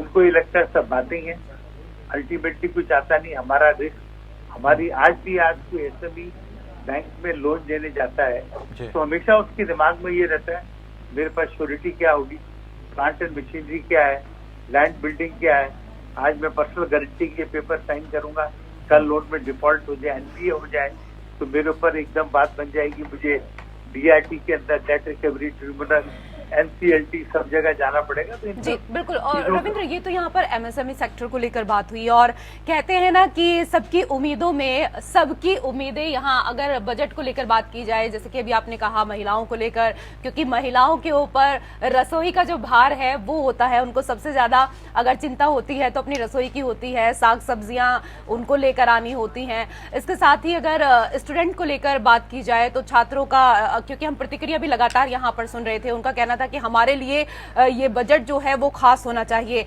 अभी जैसा कि राजेंद्र जी ने कहा कि पिछले बजट में किसानों को कोई राहत नहीं मिली जिस तरीके से राहत मिलनी चाहिए थी। तो राजेंद्र जी, जो कृषि निर्यात है वो बढ़ा है, ग्रामीण अर्थव्यवस्था भी मजबूत हो रही है, ऐसा सर्वेक्षण के दावे जो हैं वो किए गए हैं, इसको लेकर आपकी टिप्पणी? हाँ बिल्कुल, क्या कहते हैं, कागजों में तो सब कुछ हो रहा है, कागजों में तो बहुत अच्छी अच्छी चीज हो रही है। किसानों को ड्रोन भी मिले पिछली बार क्या कहते हैं, भूमि का कहते हैं डिजिटाइजेशन हुआ, क्या कहते हैं कि डिजिटल करेंगे कि पूरी भूमि का कहते हैं रिकॉर्ड, वो अभी तक हुआ नहीं है। फसलों का कहते हैं आकलन करेंगे कि किस प्रदेश में किस जिले में कौन सी फसल किस तरीके से हो रही है। तो बिल्कुल क्या कहते हैं, बिल्कुल आंकड़ों में कहा, आंकड़ों में तो मैं कहता हूँ कि आंकड़ों में सरकार बहुत अच्छा करती है, इनसे अच्छा तो कोई कुछ कर ही नहीं सकता। मैं उसी बात पे आना चाहता हूँ कि आप धरातल की बात कीजिएगा, आप जमीन की बात कीजिएगा। कोई भी एक आपकी क्या कहते हैं जो भी आपने योजना बनाई है उसे अगर आपने धरातल पे उतारा है तो आप उसको बताइएगा कि हाँ हम लोगों ने बनाया। हम आज भी बैठे हैं, आज भी क्या कहते हैं इसी उम्मीद में बैठे हैं कि जो मैं अभी आपसे मैंने कुछ देर पहले कहा है कि भाई जो कीटनाशक दवाई हैं, बीज हैं और संयंत्र जो क्या कहते हैं, जो हमारा टीलर है, मांझा है, जो ये इस तरीके के उपकरण हैं, उन पर तो कम से कम जीएसटी से मुक्त कर दीजिएगा। आप कहते हो किसान को हम बिल्कुल क्या कहते हैं रियायत देने के मूड से बैठे हुए हैं, लेकिन आप रियायत कहाँ दे रहे हैं? जी बिल्कुल, जीएसटी में राहत मिलनी चाहिए किसानों की, ये डिमांड है, ये मांग है इस बजट में। भारती जी भी लगातार हमारे साथ जुड़ी हुई हैं। भारती जी, बजट का विश्लेषण हम आगे करेंगे ही, लेकिन युद्ध और महामारी से दुनिया जिस तरह से प्रभावित है, तुलनात्मक रूप से भारत की आर्थिक स्थिति काफी स्थिर है। जी भारती जी, आवाज मिल पा रही है आपको?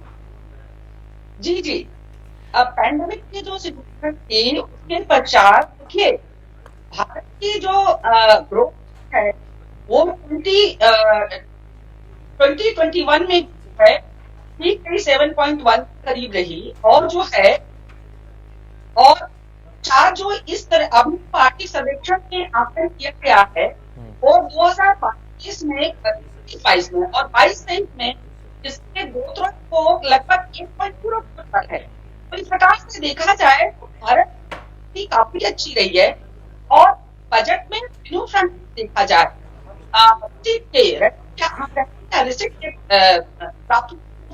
देखा जाए तो अच्छा की प्राप्तियां अच्छी है। कोलकाता में देखा जाए तो पूरी वैश्विक अर्थव्यवस्था में भारत की स्थिति पैंडेमिक के पश्चात काफी अच्छी हुई। सरकार ने इस पर काफी अच्छा प्रयास किया है, परफॉर्मेंस हम काफी अच्छा कह सकते। ठीक, अब मनोरंजन मोहंती जी, चूंकि टैक्स पेयर को लेकर कई बार बात आती है, उनको भी बहुत उम्मीदें रहती हैं, लगता है कि उनकी वो उम्मीदें अब पूरी होंगी या वैसे कि वैसे ही क्वेश्चन मार्क या एक्सक्लेमेटरी का साइन लगा रहेगा? नहीं, उम्मीदें तो मैंने जैसे कहा आपको कि हमारे 140 करोड़ की आबादी में जो टैक्स पेयर है वो सिर्फ 5% लोग टैक्स पे करते हैं। उस 5% में भी अगर आप देखें तो एम्प्लॉयमेंट सेक्टर जो जॉब करता है तो मिडिल क्लास है, तो वो ज़्यादातर नंबर ऑफ पर्सन उसमें ज़्यादा है, और छोटा सा 1-2% है जो वॉल्यूम ज़्यादा होता है टैक्स का, लेकिन वो एंटरप्रेन्योर्स, बिजनेसमैन वो करता है। तो अब जो मेजर लोग हैं जो ज़्यादा टैक्स पे करते हैं, तो वो चाहते हैं कि जैसे मैंने कहा कि इनका एग्जेम्पशन लिमिट, क्योंकि आज की डेट में इन्फ्लेशन को देख लीजिए, ठीक है बहुत ज़्यादा नहीं है लेकिन है, तो इसके लिए तो लोगों की परचेजिंग पावर हमें बढ़ाना बहुत ज़रूरी है। तो उसके लिए वो उम्मीद करते हैं कि हमारा इनकम टैक्स थोड़ा सा कम हो जाए। वो कैसे होगा कि अगर इनका बेसिक एग्जेम्पशन बढ़ जाए, तो सबके लिए ये मेजर जो एक सेक्टर है, जो बंच ऑफ जो टैक्स पेयर्स है, इनको बेनिफिट मिल जाएगा, जो जिसके लिए गवर्नमेंट को भी फायदा है और आगे इलेक्शन के अगर हम नजर रखें तो उसके लिए भी फायदा है। लेकिन जैसा कि अभी आप राजन की बात से थोड़ा पीछे रहे थे, उसी बात से हम थोड़ा सा आगे लेते हैं कि आप एक तरफ तो ये कहते हैं कि हम आपको दे रहे हैं और 10 जगह से आप ले लेते हैं, तो ऐसे में आप व्यक्ति की मजबूती की अगर बात कर रहे हैं तो वो मजबूत कहाँ हो रहा है? चाहे वो मध्यम वर्ग के परिवार हो, आप एक तरफ उनको थोड़ी छूट दे देते हैं और दूसरी तरफ आप कभी पेट्रोल के दाम बढ़ गए, कभी डीजल के दाम बढ़ गए, कभी किस्त का प्रतिशत है वो आपका बढ़ गया, तो ऐसे में तो आदमी तो वहीं का वहीं खड़ा हुआ है, वो एक कदम आगे आता है 4 कदम पीछे चला जा रहा है। नहीं, अगर इसको समझने की बात है, क्योंकि कोई भी चीजें मैनेजमेंट के लिए एक तरफ से अगर आपको कुछ बेनिफिट मिलता है तो उस बेनिफिट को पहुंचाने के लिए भी आपको साधन चाहिए। अगर आप कहेंगे कहीं पे भी आप कोई भी एक फैसिलिटी बना दीजिए और वहां पे जाने की रास्ता न हो तो आप क्या करेंगे? तो जाने की रास्ता बनाने के लिए भी इंफ्रास्ट्रक्चर में डेवलपमेंट चाहिए, तो वो इंफ्रास्ट्रक्चर की डेवलपमेंट के लिए पैसे कहाँ से आएगा? तो अगर आपको डायरेक्ट बेनिफिट आपको किसी चीज पे मिल गया लेकिन आपका इनडायरेक्टली कुछ चीजें आपको करना पड़ेगा, तो तभी जाके पूरा इकोनॉमी चल सकता है। अदरवाइज अगर सारे छूट दे दे, सारे सब्सिडी दे दे, सारे इलेक्ट्रिसिटी लेकिन मोहंती जी, सवाल तो ये है कि जिससे आपको ज्यादा लेना चाहिए टैक्स, उससे तो आप उसको तो दनादन पैसे दिए जा रहे हैं, और जिससे आपको जिसको छूट देनी चाहिए वो वहीं का वहीं फंसा हुआ है, तो आप फिर बैलेंस कैसे करेंगे? बात इसीलिए तो कही गई कि अमीर और गरीब के बीच की ये खाई बढ़ रही है। एक व्यक्ति है एक जगह 6% है, 6% के पास पैसा बेशुमार पहुंच रहा है और जो 94% है उनके पास उतना नहीं पहुंच पा रहा, उनके ऊपर बोझ ज्यादा लद गया और जो 6% वाले उनके ऊपर उतना नहीं लगा लादा गया। नहीं, ऐसा ये चीजें भी तो देखी जाएगी। ऐसा नहीं है। अगर आप इसको अगर हम कंपेयर करें 94% और 6%, 6% से जो टैक्स का रेवेन्यू है, आप बजट को देख लीजिए, आपका रेवेन्यू कहाँ से आ रहा है? रेवेन्यू आ रहा है तभी तो खर्चा हो रहा है, चाहे किसी भी सेक्टर में हो, चाहे फार्मर के लिए हो, किसान के लिए हो, चाहे वो यूथ के लिए हो, चाहे आप सोशल सिक्योरिटी के लिए हो, चाहे कुछ किसी भी चीज पे ले लो, तो सबसे पहले रेवेन्यू वही 6% से आ रहा है। ठीक है, अगर आप इक्वालिटी की बात करें और आपका अगर है तो गवर्नमेंट तो वही चाहती है ना कि रूरल डेवलपमेंट ज्यादा से ज्यादा हो। अनऑर्गेनाइज्ड सेक्टर से टैक्स पेयर ज्यादा है या जो 6% वाले हैं उनसे ज्यादा है? इसीलिए तो ऑर्गेनाइज और अनऑर्गेनाइज्ड की बात की जाती है ना। हाँ, तो टैक्स पेयर ज्यादा कौन है, किस तरफ से आ रहा है? टैक्स पेयर तो ऑब्वियसली जो जिसका जब रेवेन्यू आप ज्यादा ले रहे हो, टैक्स पेयर तो कम है ना, 1% 2% जो है सबसे ज्यादा टैक्स दे रहे हैं। और अभी देखो आपका मैं बार बार बोल रहा हूं कि अगर हमारा आबादी ज्यादा है लेकिन चलाने के लिए जो इनकम आ रहा है वो गिने चुने लोगों से आ रहा है, और हम इसको दूसरे नजरिए से देखें कि ज्यादा 6% के पास बहुत पैसे हैं और बाकियों के पास पैसे नहीं है। ठीक है, अगर वो तो डिपेंड करता है कि आप किस तरीका से इसको देखते हैं। ठीक है, लेकिन प्रोफेसर उमेश चंद्र यादव अर्थशास्त्री के तौर पर जुड़ चुके हैं, उनसे हम पूछते हैं। उमेश जी, 6% और 94% की बात आ रही है, कौन ज्यादा टैक्स पे करता है और मार किसके ऊपर पड़ती है? क्या इत्तेफाक रखते हैं? अगर आप सुन रहे थे मनोरंजन मोहंती जी को, जो कि चार्टेड अकाउंटेंट के तौर पर हमारे साथ जुड़े हैं, और स्टूडियो में हमारे साथ राजेंद्र यादव जो किसान नेता है वो भी जुड़े हुए हैं। मेरी आवाज आ रही है? जी बिल्कुल बिल्कुल। देखिए, टैक्स पेयर की जो संख्या है वो जो अपर क्लास जो 90% और 10% वाली या 96% जो भी परसेंट अभी बताया, मैं नहीं सुन पाया उसको, 94 और 6%, जो नीचे का जो 96% वाला तबका है वो टैक्स ज्यादा दे रहा है और जो ऊपर का है वो टैक्स कम दे रहा है। ठीक बात। ये स्थिति है टैक्स पेयर्स की। Middle to lower class tax बहुत दे रहा है लेकिन उसका बेनिफिट उसको उतना नहीं मिल रहा है, जबकि जो अपर क्लास है उनका कहीं पर भी टैक्स स्लैब को भी अगर हम देखें, जीएसटी को देखें, अगर हम गोल्ड और इस पर डायमंड पे देखें तो 5% है, और जहां हम रोटी खाना खा रहे हैं, भोजन खा रहे हैं, वहां 18% दे रहे हैं। तो ये एक सबसे बड़ी विडंबना है कि जो उच्च वर्ग है, जिसको ज्यादा देना चाहिए, जिसकी आय अधिक है, वो कम टैक्स दे रहा है, और जिसकी आय कम है वो ज्यादा टैक्स दे रहा है। बिल्कुल, और उमेश जी से तमाम यही सवाल बात इस चल दौरान रही यहाँ थी पर और मैं है। यही कहने की कोशिश कर रहा हूँ, चूंकि वो अर्थशास्त्री है तो बेहतर तरीके से आपको बता। मैं लेकिन उसमें एग्री नहीं करता। आप अगर देखिए, मैंने कहा आपको अगर काउंट करें तो टोटल 140 से 8 करोड़ लोग टैक्स देते हैं। 8 करोड़ में 50% नहीं, वो ये कह रहे हैं, मेरी बात सुन लीजिए पहले। 8 करोड़ अगर हम माने तो उसमें से आधा जो है नील की रिटर्न फाइल करते हैं। वो जो नील करते हैं वो कौन है?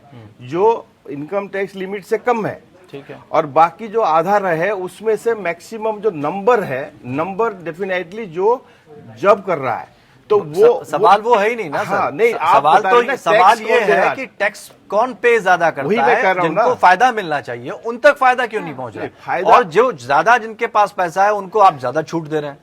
तो ये जो रेशियो है इसको बैलेंस कैसे किया जाएगा? वो वही बात यहाँ पर उमेश चंद कहने की हाँ, कोशिश नहीं, वो तो इन्होंने कहा कि जैसे जीएसटी की रेट अब डायमंड की और खाने की चीज एक की। रेशियो उन्होंने हाँ, एग्जाम्पल वो उन्होंने एक एग्जाम्पल बताया। हाँ। लेकिन मेरा कहना ये था कि जो ये मुद्दे पे हम बात कर रहे हैं कि इन रेवेन्यू कहाँ से आ रहा है, टैक्स ज्यादा कहाँ से आ रही है, ये हम भूल रहे हैं कि जो हो सकता है कि नंबर ऑफ पर्सन्स टोटल में ज्यादा टैक्स लोग दे रहे हैं, लेकिन अगर वॉल्यूम देखें, ज्यादा वॉल्यूम टैक्स जो है कम तक से जो आ रहा है, जो 1-2% लोग हैं वही दे रहे हैं।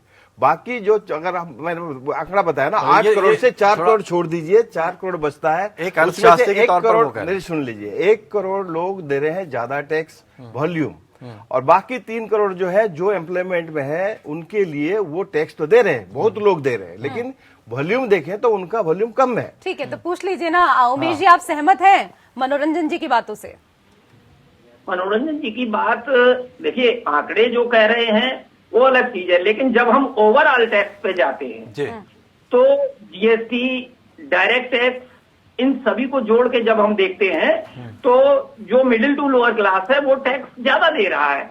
जीएसटी को देखें, जो ओवरऑल हमारे उपभोक्ता हैं उनको बहुत ज्यादा टैक्स देना पड़ रहा है जीएसटी में, जबकि हम अगर उच्च वर्ग की तरफ जाते हैं, व्यापारी वर्ग की तरफ जाते हैं, तो वहां पर उनकी तुलना में उनका टैक्स कम रह जाता है। मैं ये कहना चाह रहा हूं। मतलब इनका कहना यह है कि इनकम टैक्स तो चाहे कम दे रहे हैं, लेकिन हम चाहे किसी खरीदने के लिए जाए जीएसटी दे रहे हैं, चाहे कोई भी चीज दे रहे हैं, वो जो टैक्स हम दे रहे हैं अगर ओवरऑल मिला है तो मिडिल क्लास जो लोग हैं वो ज्यादा टैक्स दे रहे हैं। हाँ, बिल्कुल जी। राजेंद्र भी कुछ कहना चाह रहे वही बात मैं इसी में आना चाह रहा था कि आज हम लोग जो है, हम आम आदमी हैं, हम ना कोई बहुत बड़े उद्योगपति हैं, ना हम कोई और बात कर रहे हैं। आम आदमी आज बीड़ी खरीदता है, मैं बीड़ी पीता हूँ, उसमें भी टैक्स दे रहा हूँ, और मैं कोई एक टॉफी बच्चा खरीद के ला रहा है वो भी टैक्स दे रहा है। वो टैक्स का पैसा कहीं ना कहीं सरकार तक तो जा ही रहा है ना।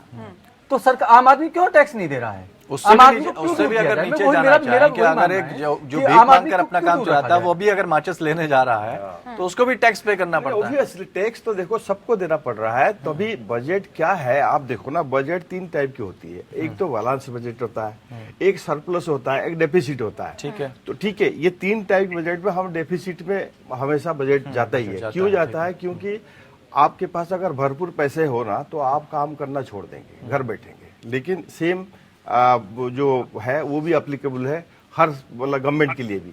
तो जितना आपका गैप बहुत ज्यादा ना हो लेकिन रीजनेबल हो, जिसमें आपको मेहनत करना पड़े, आपको डिफरेंट प्लानिंग करना पड़े, वो चाहे बोरोइंग्स कम हो लेकिन डेफिसिट बजट में तभी जाते हैं। तो वो डेफिसिट तभी होता है। तो हम कोशिश करते हैं कि रेवेन्यू जो ये टैक्स कलेक्शन या रेवेन्यू जिस तरीके से आता है तो वो कम आए और खर्चा हम ज्यादा करे। लेकिन सरकार का फोकस भी तो इन्हीं चीजों पर है। वो अपना इंफ्रास्ट्रक्चर मजबूत करने की कोशिश कर रही है और जो मैन्युफैक्चरिंग इंडिकेटर है हब बनाने की भी कोशिश कर रहे हैं। हरीश, जिससे रोजगार बढ़े, वो क्षेत्र नहीं है जहां रोजगार बढ़ता है। महंगाई जब तक नियंत्रित नहीं होगी, आम आदमी के ऊपर भार बढ़ता जाएगा और उसके लिए गृहस्थी चलाना कठिन हो जाएगा। तो रोजगार, महंगाई और दूसरा जो व्यक्ति हैं विशेष तौर पर जो लोअर मिडिल क्लास है या सैलरीड क्लास है, उसको राहत देने का ये वक्त है। और हम उम्मीद करते हैं कि ये इनकम टैक्स में जो छूट की लिमिट है उसको बढ़ाएंगे और जो वरिष्ठ नागरिक हैं वो लोग अपनी छोटी स्पेंडिंग के जरिए जो है, बचतों के जरिए जो आमदनी करते हैं उसमें ब्याज की दर को बढ़ाने का काम करेंगे।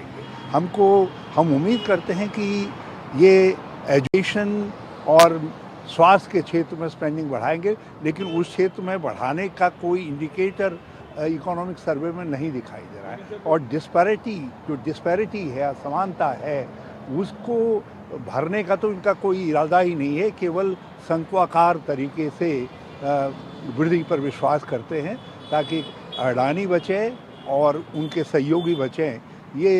ये इनका प्राइमरी एम लगता है।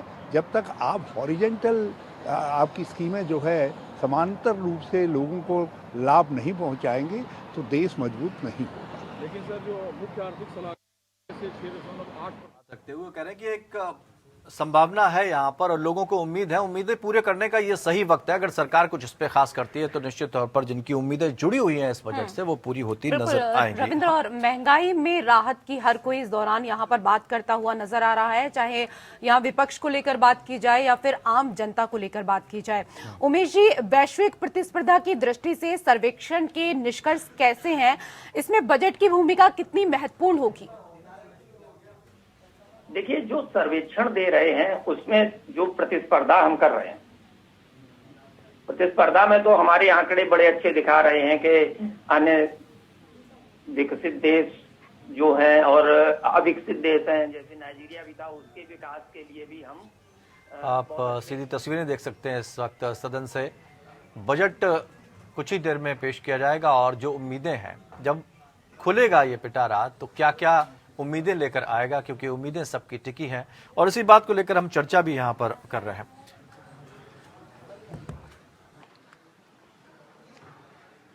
Honorable Speaker, I present the budget for 2023-2024.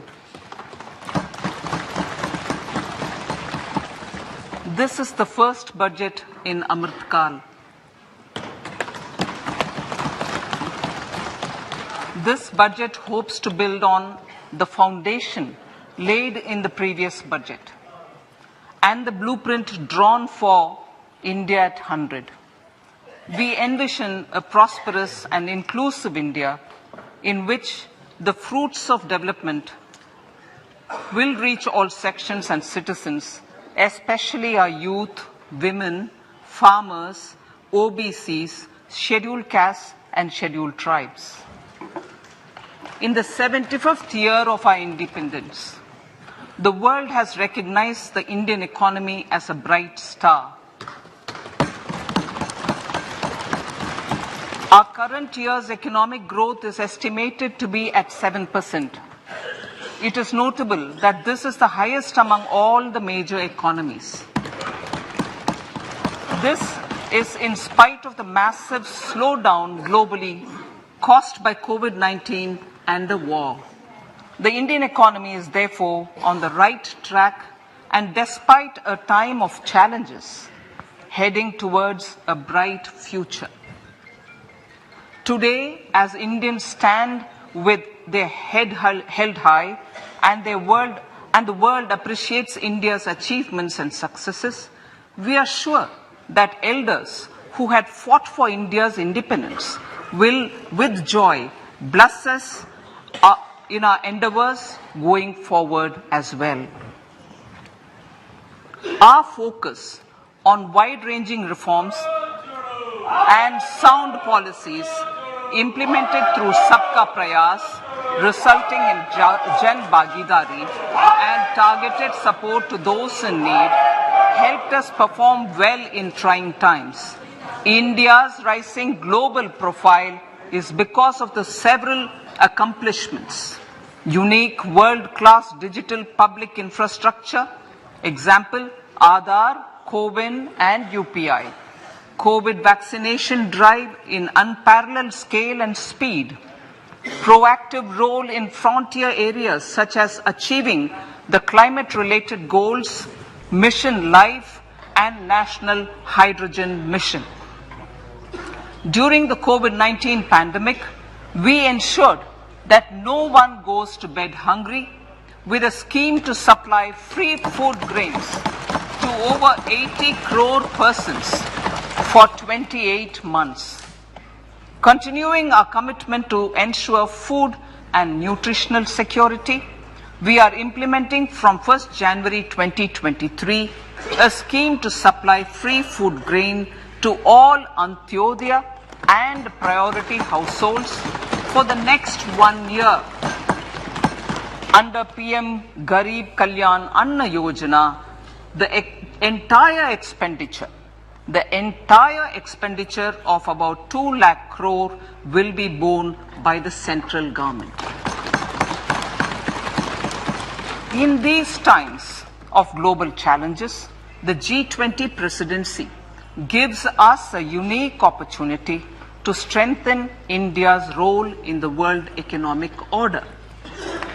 With the theme of Vasudhaiva Kutumbakam, we are steering an ambitious, people-centric agenda to address global challenges and to facilitate sustainable economic development.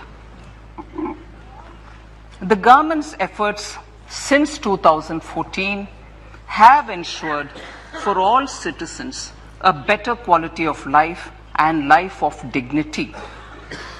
The per capita income has more than doubled to 1.97 lakh rupees.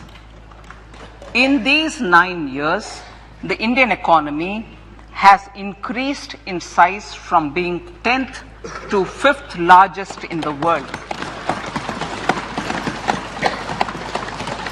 We have significantly improved our position as well as a well-governed and innovative country with a conducive environment for business as reflected in several global indices. We have made a significant progress in many sustainable development goals. The economy has become a lot more formalized as reflected in the EPFO membership, more than doubling to 27 crore and rupees 7,400 crore digital payments of 126 lakh crore rupees through UPI in 2022. The efficient implementation of many schemes with universalization of targeted benefits has resulted in inclusive development. Some of the schemes are 11.7 crore household toilets under Swachh Bharat mission, which is achieved, 9.6 crore LPG connections under Ujjwala, 220 crore COVID vaccination of 102 crore persons, 47.8 crore PM Jan Dhan bank accounts,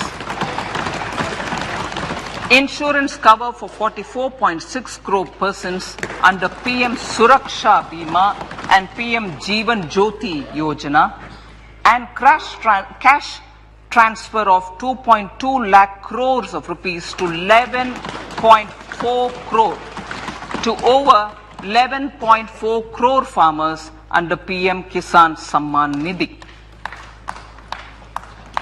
Our vision for the Amrit Kal includes technology-driven and knowledge-based economy with strong public finances and a robust financial sector. To achieve this, Jan Bhagidari through Sabka Saath, Sabka Prayas is essential. The economic agenda for achieving this vision focuses on three things.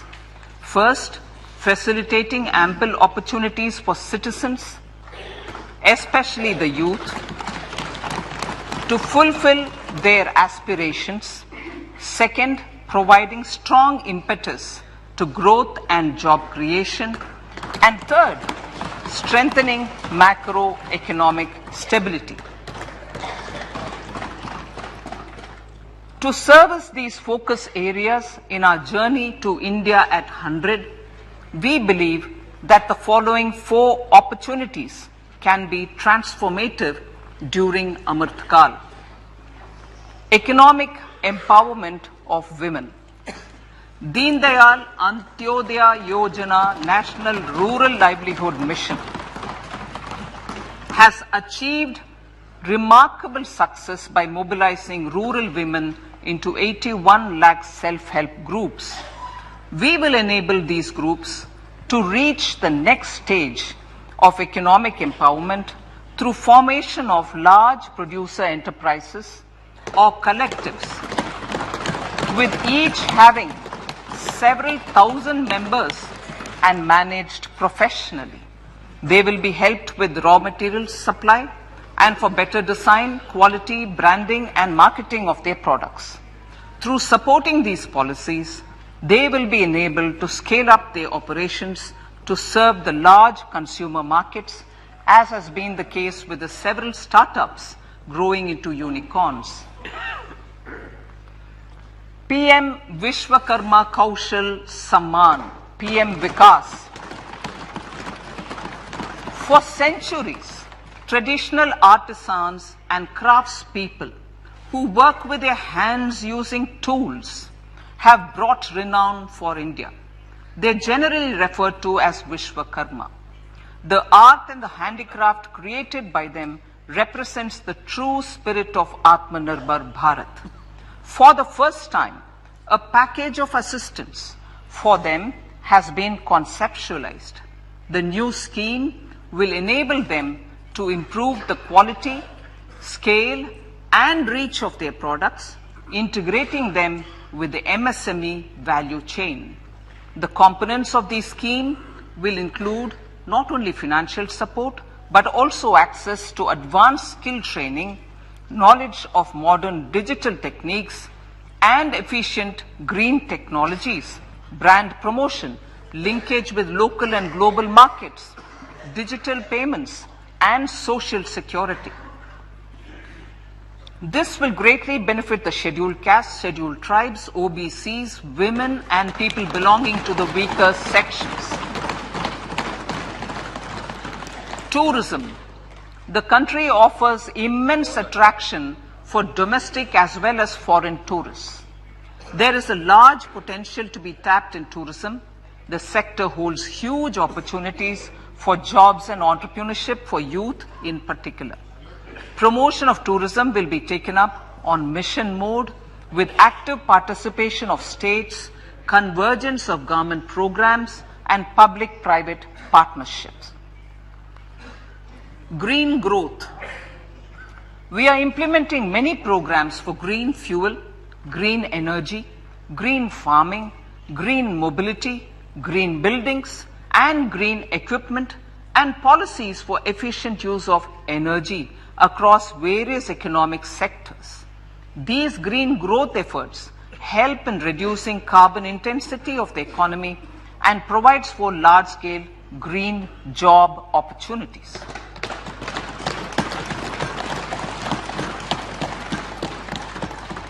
Priorities of this budget. The budget adopts the following 7 priorities. They complement each other and act as the Saptarishi guiding us through the Amritkal. Inclusive development, reaching the last mile, infrastructure and investment, unleashing the potential, green growth, youth power, and financial sector. I now speak on the priority number 1, inclusive development. The government's philosophy of Sabka Saath, Sabka Vikas has facilitated inclusive development covering in specific farmers, women, youth, OBCs, scheduled castes, scheduled tribes, Divyangjan, and economically weaker sections, and overall priority for the underprivileged, Vanchiton ko Variyata. There has also been a sustained focus on Jammu Kashmir, Ladakh, and the Northeast. This budget builds on those efforts. Digital public infrastructure for agriculture. Digital public infrastructure for agriculture will be built as an open source, open standard, and interoperable public good. This will enable inclusive farmer-centric solutions through relevant information services for crop planning and health, improved access to farm inputs, credit and insurance, help for crop estimation, market intelligence, and support for growth of agri-tech industry and startups.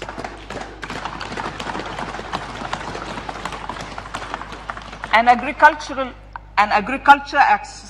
accelerator fund. An agriculture accelerator fund will be set up to encourage agri startups by young entrepreneurs in rural areas. The fund will aim at bringing innovative and affordable solutions for challenges faced by farmers. It will also bring in modern technologies to transform agricultural practices, increase productivity and profitability. To enhance the productivity of extra long staple cotton, we will adopt a cluster-based and value chain approach through public-private partnerships. This will mean collaboration between farmers, state and industry for input supplies, extension services and market linkages. We will launch an Atmanirbhar Clean Plant program to boost availability of disease-free, quality planting material for high-value horticultural crops at an outlay of 2,200 crores. Global hub for millets which are Sri Anna. India is the forefront India's at the forefront of popularizing millets, whose consumption furthers nutrition, food security and welfare of farmers, said the Honorable Prime Minister. We are the largest producer and second largest exporter of Sri Anna in the world. We grow several types of Sri Anna, such as Sri Anna Jowar, Sri Anna Ragi, Sri Anna Bajra, Sri Anna Kutu, Ramdana, Kangni, Kutni, Kutki, Kodo, China and Sama. These have a number of health benefits and have been an integral part of our food for centuries. I acknowledge with pride the huge service done by small farmers in contributing to the health of fellow citizens by growing these Sri Anna. Now, to make India a global hub for Sri Anna, the Indian Institute of Millet Research, ideally Indian Institute of the Sri Anna Research, Hyderabad, will be supported as the center of excellence for sharing best practices, research and technologies at the international level. The agricultural credit target will be increased to 20 lakh crores with focus on animal husbandry, dairy and fisheries. We will launch a new sub-scheme of PM Matsya Sampada Yojana, which is an existing scheme, but we'll launch a new sub-scheme with targeted investment of 6,000 crores to further enable activities of fishermen, fish vendors and micro and small entrepreneurs, improve value chain efficiencies and expand the market. For farmers, especially small and marginal farmers and other marginalized sections, the government is promoting cooperative-based economic development model. A new Ministry of Cooperation was formed with a mandate to realize the vision of Sahkar se Samriddhi. To realize this vision, the government has already initiated computerization of 63,000 primary agricultural credit societies with an investment of 2,516 crores. In consultation with all the stakeholders and the states, model bylaws for PACS were formulated, enabling them to become multi-purpose PACS. A national cooperative database is being prepared for countrywide mapping of cooperative societies. With this backdrop, we will implement a plan to set up massive decentralized storage capacity.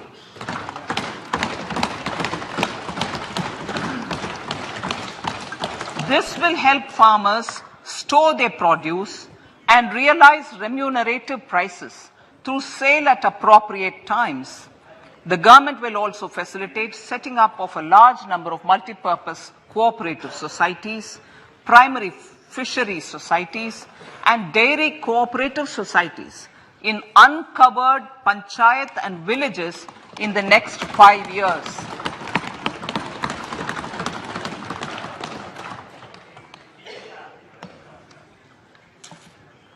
Health, education and skilling.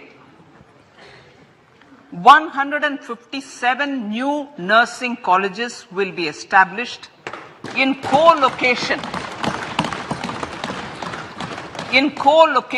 with the existing 157 medical colleges established since 2014.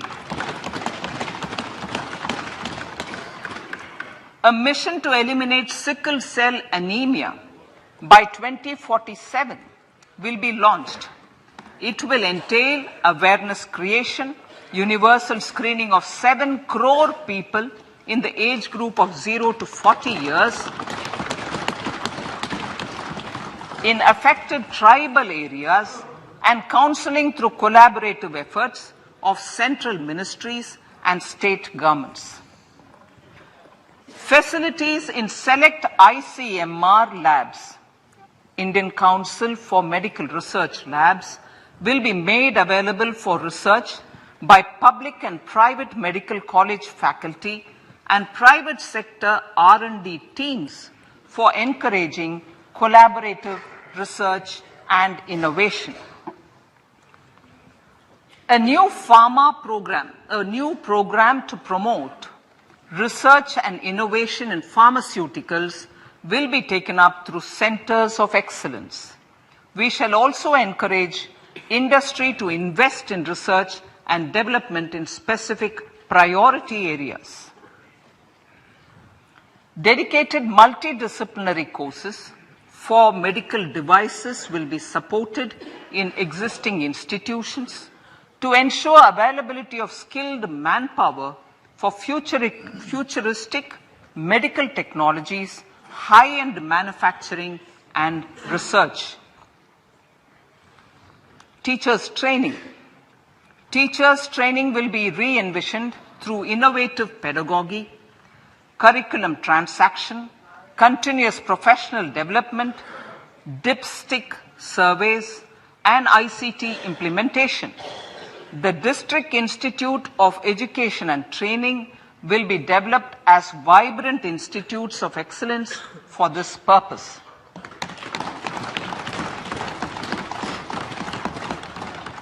National Digital Library for Children and Adolescents. A National Digital Library for Children and Adolescents will be set up for facilitating availability of quality books across geographies, languages, genres, and levels, and device-agnostic accessibility.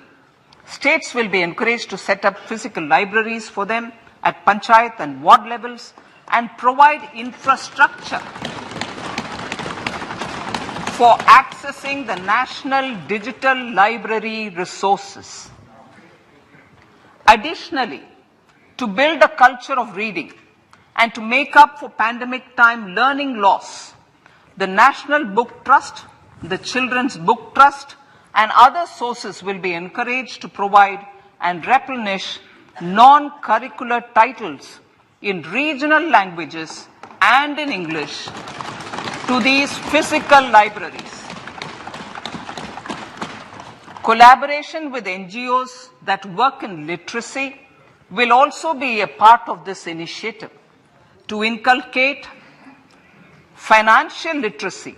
Financial sector regulators and organizations will be encouraged to provide age-appropriate reading material to these libraries. I move to priority 2, reaching the last mile. Prime Minister Vajpayee's government had formed the Ministry of Tribal Affairs and the Department of Development of Northeast Region to provide a sharper focus to the objective of reaching the last mile. Our government has formed the Ministries of Ayush, Fisheries, animal husbandry and dairying, skill development, Jal Shakti, and cooperation. Building on the success of the Aspirational Districts program, the government has recently launched the Aspirational Blocks program, covering 500 blocks for saturation of essential government services across multiple domains such as health, nutrition, education, agriculture, water resources, financial inclusion, skill development, and basic infrastructure. Manya Speaker, sir, Pradhan Mantri PVTG, which is Primitive Vulnerable Tribal Groups Development Mission, is being launched. To improve socio-economic conditions of the particularly vulnerable tribal groups, the PVTGs as we refer them to, Pradhan Mantri PVTG Development Mission will be launched. This will saturate PVTG families and habitations with basic facilities such as safe housing, clean drinking water and sanitation, improved access to education, health, nutrition, road and telecom connectivity, and sustainable livelihood opportunities. An amount of 15,000 crores will be made available to implement the mission in the next 3 years under the Development Action Plan for the Scheduled Tribes. Ekalavya Model Residential Schools. In the next 3 years, Center will recruit 38,800 teachers and support staff for the 740 Ekalavya Model Residential Schools, which is serving 3.5 lakh tribal students.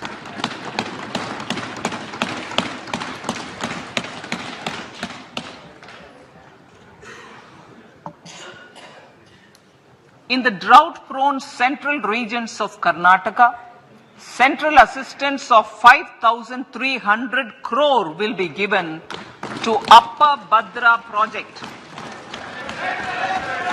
to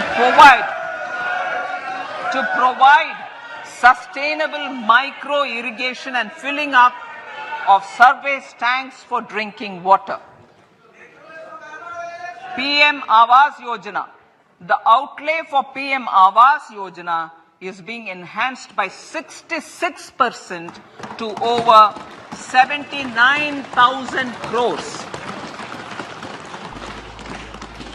Bharat Shared Repository of Inscriptions will be set up in a digital epigraphy museum with digitization of 1 lakh ancient inscriptions in the first stage. Support for poor prisoners. For poor persons who are in prisons and unable to afford the penalty or the bail amount, required financial support will be provided.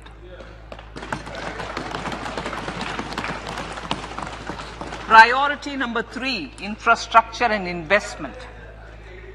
Investments in infrastructure and productive capacity have a large multiplier impact on growth and employment. After the subdued period of the pandemic, private investments are growing again.